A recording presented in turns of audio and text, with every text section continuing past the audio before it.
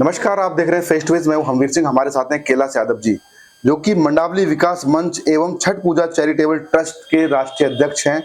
उनसे जानेंगे भी हाल ही में बहुत बड़ा आयोजन हुआ है पूरे देश में छठ पूजा का। इस बार मंडावली विकास मंच के द्वारा भव्य आयोजन हुआ मंडावली के अंदर। उनसे जानेंगे क्या क्या तैयारी की उन्होंने, क्या क्या व्यवस्थाएं हुई, प्रशासन से उनको कितनी मदद मिली और क्षेत्रीय लोगों को कितना सहयोग मिला। सर, आपका स्वागत है। नमस्कार। सबसे पहले तो आपको छठ की बधाई हो, और जो भी त्योहार गए हैं इन सबकी आपको बहुत बहुत बधाई हो। और आपने इतना अच्छा आयोजन किया। इस आयोजन के विषय में आप क्या कुछ बताना चाहेंगे, जैसे कि मंडावली में विकास मंच एवं छठ पूजा चैरिटेबल ट्रस्ट के द्वारा ये भव्य आयोजन हुआ? देखिए, ये हमारा तीसरा आयोजन था जी। लगातार 3 वर्षों से हम लोग करते आ रहे हैं आयोजन छठ पूजा का। हमारे मंडावली में एक हेडगेवार पार्क है, उसके बगल में चिल्ड्रन पार्क है, उस पार्क के अंदर हम लोग करते हैं। पिछले वर्ष हम लोगों ने 3 घाट बनाए थे, इस बार हमने 4 घाट बनाए।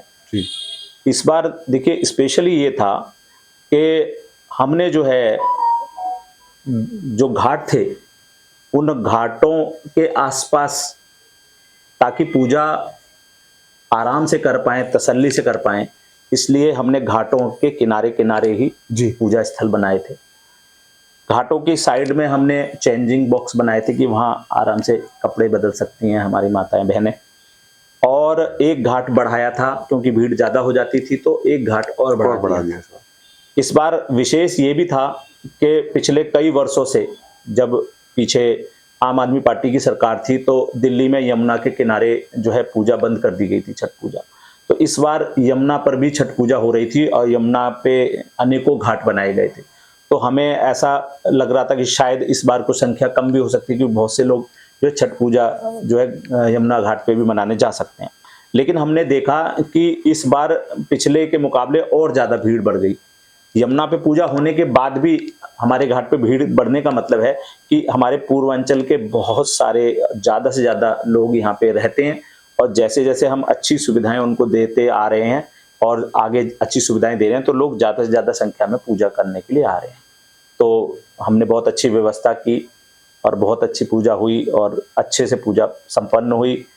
छठी मैया का सबको आशीर्वाद मिले, सब लोग जो है धन धान्य से परिपूर्ण हो, ऐसी कामना करते हैं। और आगे भी उम्मीद करते हैं कि मंडावली विकास मंच एवं छठ पूजा चैरिटेबल ट्रस्ट जो है वो आगे आने वाले वर्षों में भी प्रत्येक वर्ष कुछ ना कुछ नया करेगा और भव्य और दिव्य और सुंदर और अच्छी से अच्छी व्यवस्था हो सके, ऐसा प्रयास हम लोग करेंगे। क्षेत्रीय जो नेता है आपके साथी, उनका कितना सपोर्ट मिला आपको? सभी का सपोर्ट मिला। देखिए, हमारी संस्था जो है वो दिल्ली सरकार में जो है रजिस्टर्ड नहीं थी, दिल्ली की लिस्ट में नहीं थी, इसलिए हमें सरकार से कोई सुविधाएं नहीं मिल पाती थी। इस बार क्योंकि दिल्ली में भाजपा की सरकार आई, माननीय विधायक जी का बहुत बड़ा योगदान मिला, बहुत सहयोग मिला। उन्होंने स्पेशली जो है इसमें जो है रुचि दिखाई कि किसी भी प्रकार से ये संस्था जो है वो दिल्ली सरकार में रजिस्टर्ड हो जाए, और उनके अथक प्रयास से जो है हमारी जो ये संस्था है मंडावली विकास मंच छठ पूजा चैरिटेबल ट्रस्ट, ये दिल्ली सरकार की लिस्ट में लिस्टेड हो गई। हमारी पार्षद जी ने बहुत प्रयास किया। पार्षद जी लगातार हमारे साथ जो है घूमी, जगह जगह वो हमारे साथ साथ गई, जहां आवश्यकता पड़ी वहां वो हमारे साथ गई। माननीय सांसद हर्ष मल्होत्रा जी का बहुत अच्छा सहयोग मिला। जो भी मदद हमने उनसे मांगी, उन्होंने तुरंत वो मदद मुहैया कराई। हमारे दिल्ली प्रदेश अध्यक्ष जो है वीरेंद्र सचदेवा जी, हमने उनको भी आग्रह किया, उन्होंने भी तुरंत फ़ोन किया और हमारे ये काम हो सके जल्दी इस पर प्रयास किया। हमारे जिला अध्यक्ष विजेंद्र धामा जी को भी, हमारे पंकज तिवारी जी हमारे महासचिव हैं, उन्होंने कहा, और तो विजेंद्र धामा जी ने भी बहुत जो है अपना सपोर्ट दिया। माननीय कपिल मिश्रा जी, उनके कार्यालय पे हम लोग गए, तो उनके कार्यालय से भी हमारे को एक चिट्ठी जो है वो डीएम ऑफिस जो है भेजी गई। तो हमारी पार्टी के सभी साथियों का बहुत सहयोग मिला। सबने जो है बढ़ चढ़ के प्रयास किया कि किसी भी तरीके से ये संस्था हो जाए, और आखिरकार 2 दिन पहले, छठ पूजा से 2 दिन पहले हमारी संस्था जो है वो दिल्ली सरकार की लिस्ट में लिस्टेड हो गई। और जो है अब आगामी, क्योंकि हम और दिव्य और भव्य कार्यक्रम कर पाएंगे, क्योंकि सरकारी मदद और सरकारी सहायता जो है वो हमें मिलनी शुरू हो जाएगी। और बहुत अच्छी व्यवस्था रही सरकार की तरफ से, प्रशासन की तरफ से भी। सरकार और प्रशासन की तरफ से इस बार इतनी सुविधा रही कि हम लोगों को लगातार धक्के खाने पड़ते थे एनओसी लेने के लिए जी पुलिस प्रशासन से, फायर डिपार्टमेंट से, ट्रैफिक डिपार्टमेंट से, एमसीडी डिपार्टमेंट से इतने प्रयास करने पड़ते थे। इस बार कुछ नहीं हुआ, सिंगल विंडो बनाई गई, हमने एक जगह लेटर दिया और हमारे पास धड़ाधड़ सब चीज के एनओसी एक ही जगह से प्राप्त हो गई। तो मतलब इतना सरकार सुंदर लगा, बदलने से- मेहनत जो बिल्कुल नहीं लगी हमारी, और इतना इजीली हमारा काम हो गया कि सरकार बदलने से बिल्कुल इजी हो गया ये सब इजी हो। कुछ। तो क्या कुछ कहना चाहेंगे देशवासियों को चलते चलते, क्या मैसेज देना चाहेंगे, क्या अपील करना चाहेंगे जनता नहीं, से? मैं सर्वप्रथम तो मैं अपने वरिष्ठ नेताओं को, अपने दिल्ली सरकार को हृदय से धन्यवाद देता हूं कि उन्होंने हम सब लोगों को, जितने भी लोग छठ पूजा का ये भव्य कार्यक्रम करते हैं, उन लोगों के लिए विशेष जो सुविधाएं दी, फूल की सुविधाएं थी, जो घाट पे पॉलीथीन बिछाने वाली सुविधाएं थी। इस बार तिरपाल, पहले पॉलीथीन मिलती थी, इस बार तिरपाल बिछाई गई, और डिपार्टमेंट की तरफ से समय समय पर पूजन स्थल से पहले ही, पूजा के दिन से पहले ही सारी व्यवस्थाएं जो करवा दी गई, हमें पूरा सहयोग मिला। तो मैं हृदय से धन्यवाद देता हूं दिल्ली की मुख्यमंत्री रेखा गुप्ता जी को, हमारे सांसद हर्ष मल्होत्रा जी को, हमारे विधायक रवि नेगी जी को, हमारी निगम पार्षदा श्रीमती शशि चांदना जी को, हमारे दिल्ली प्रदेश अध्यक्ष श्री वीरेंद्र सचदेवा जी को, और जिलाध्यक्ष विजेंद्र धामा जी को, और मेरे एंटायर टीम, मेरी पूरी टीम जिन्होंने कंधे से कंधा मिला करके मेरे साथ काम की, मेहनत किया, मैं सबका हृदय से बहुत बहुत धन्यवाद करता हूँ। मेरे मंडावली के जितने भी छठ पूजा करने वाले पूर्वांचल के जो मेरे साथी हैं, जो हमारे घाट पे पूजन करने भी आए, और जो लोग इस व्यवस्था में शामिल रहे, उनका भी हाल ही में दिल्ली में उपचुनाव चल रहे हैं कई सीटों पर, क्योंकि जो सीटें खाली हो गई थी विधानसभा के चुनाव के दौरान। तो क्या कुछ कहना चाहेंगे, जैसे आपके वार्ड में ये वेस्ट विनोद नगर की सीट है, जो विधायक जी की सीट थी, तो कैसी तैयारी चल रही है? क्या लगता है आपको कि कौन पार्षद बनेगा? देखिए, कौन पार्टी जीतेगी? लगभग मेरे ख्याल से 10 या 12 सीटों पर उपचुनाव है जी एमसीडी का, और अगले 2027 में फिर निगम का चुनाव होने वाला है। लेकिन जो ये उपचुनाव हो रहा है, एक तरीके से देखिए, पिछले 6-7 महीने का समय दिल्ली में भाजपा की सरकार को हुआ है, और इतने कम समय में भाजपा की सरकार जिस अच्छे तरीके से कार्य कर रही है, तो दिल्ली वासी उसको देख रहे हैं। जैसे कि आपको पीछे छठ पूजा का देखा कि कितना दिव्य और भव्य आयोजन दिल्ली में छठ पूजा का किया गया, इतने सुंदर घाट बनाए गए और पूरी व्यवस्थाएं दी गई पूर्वांचल के हमारे भाइयों को। तो इस प्रकार से दिल्ली सरकार लगातार काम कर रही है। कई जगह जहां अब आपने देखा, हमारी मंडावली वाली ये सड़क देखिए, आपने पूरी सड़क देखी है, कितने कम समय में सड़क बन करके तैयार हो गई। माननीय विधायक जी के प्रयास से, पार्षद जी के प्रयास से सड़क बन गई नई। इसी प्रकार से दिल्ली में जगह जगह जहाँ जहाँ भी ऐसे कार्य हैं जो पीछे की सरकारों ने नहीं किए, अब उनकी तरफ सरकार का फोकस है। पॉल्यूशन बहुत गंभीर समस्या है, पॉल्यूशन की दिल्ली के अंदर, पॉल्यूशन पे भी सरकार गंभीरता के साथ कार्य कर रही है। तो प्रत्येक क्षेत्र में जल बोर्ड के उसमें, क्योंकि जो पानी की जहाँ जहाँ व्यवस्था नहीं है, वहाँ पानी की व्यवस्था ठीक से हो जाए। बिलों का जो मसला चल रहा है कि बहुत से लोगों के बिल बहुत ज़्यादा आए हुए हैं, तो बिल माफ़ का भी 90% बिल माफ़ कर दिए जा रहे हैं। और इसके अलावा जो है, सीवर का बहुत जगह समस्या सीवर वाली जो आ रही है, तो सीवर के लिए भी लगातार काम चल रहे हैं।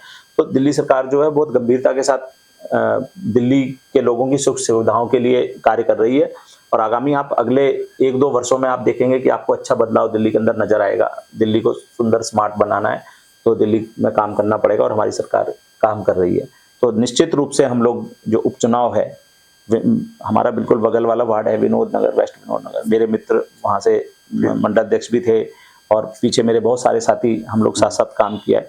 तो वो तो संगठन का विषय है कि संगठन किसको वहाँ से चुनाव लड़वाता है। जिसको संगठन लड़वाएगा, हम सब लोग पूरे प्रयास के साथ कोशिश करेंगे कि हम अच्छे मार्जिन से उस सीट को जीत सकें। हमारे जो माननीय विधायक जी रवि नेगी जी वहाँ से पार्षद थे, और बहुत अच्छे मार्जिन से वो जीते थे, और अब तो वो विधायक हैं और उन्होंने बहुत अच्छे काम किए हैं। तो दिल्ली में बहुत अच्छे काम हो रहे हैं, और उस काम के ऊपर जनता, विकास के ऊपर जो है भारतीय जनता पार्टी को चुनेगी, और ज्यादा से ज्यादा सीट दिल्ली में हम लोग जीतेंगे, ऐसा हमारा प्रयास है। एक छोटा सा सवाल, अभी विधानसभा के चुनाव हो रहे हैं बिहार में, क्या लगता है कि इस बार बदलाव होगा या फिर रिपीट होगी, या नीतीश की और आपकी जो गठबंधन की सरकार है भाजपा की, वो बनेगी? नहीं, देखिए, बिहार के लोग इस चीज को अच्छी तरीके से जानते हैं कि अगर उन्होंने 20 साल पहले का राज देखा है तो कितनी गुंडागर्दी बिहार में होती थी। हम खुद सुनते, मेरे बहुत सारे मित्र जो है बिहार से आते हैं, और वो लोग पीछे की कहानियां बताते हैं कि बिहार के अंदर इतनी गुंडागर्दी होती थी कि लूट खसोट, और मतलब पूरे का पूरा घर लूट लिया जाता था।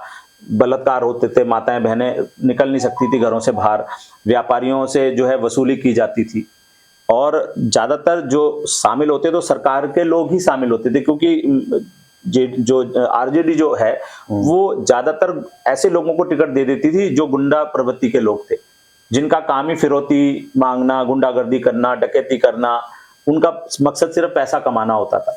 तो क्या करते थे कि उनके गुर्गे और वो गुंडागर्दी फैलाते थे।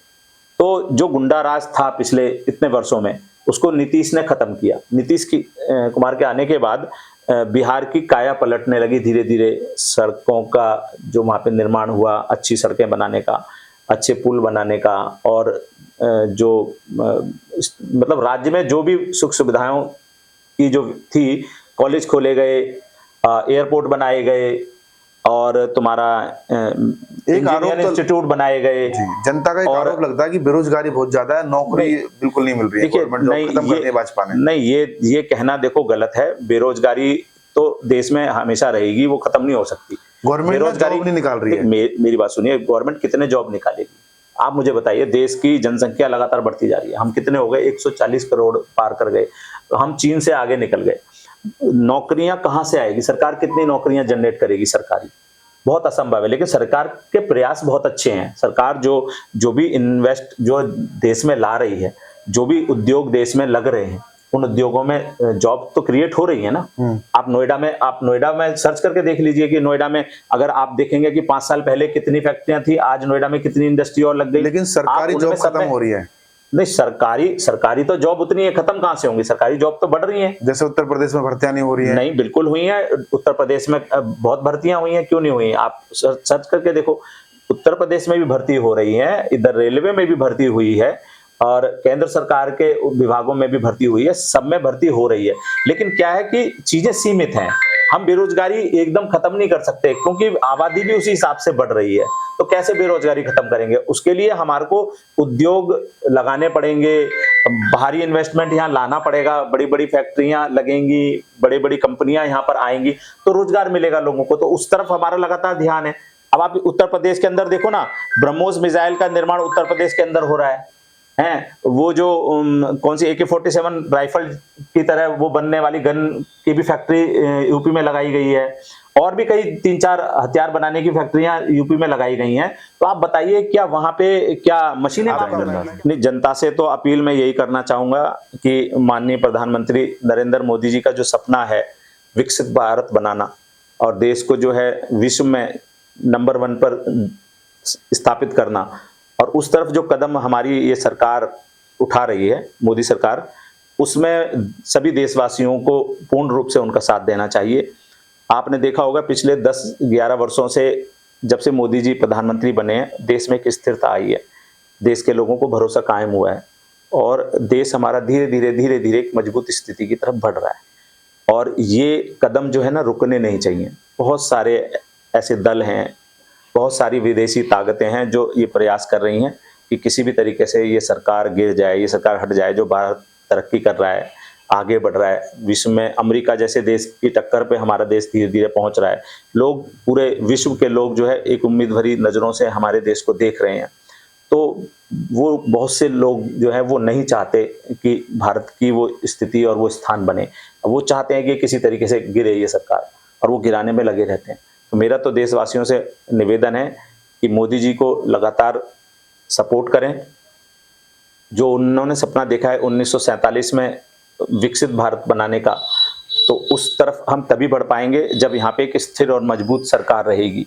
और जो सरकार की नीतियां हैं, जो सरकार आगे योजनाएं, इतनी सारी योजनाएं सरकार लाई है, उन योजनाओं पे जैसे जैसे काम चल रहा है, तो एक गवर्नमेंट अगर हट जाती है तो वो सारी योजनाएं ठप हो जाती हैं।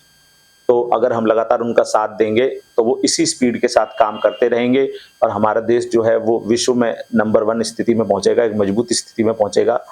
धीरे धीरे जो देश से गरीबी है वो भी समाप्त होगी, एक देश के प्रत्येक नागरिक का स्तर अच्छा बनेगा।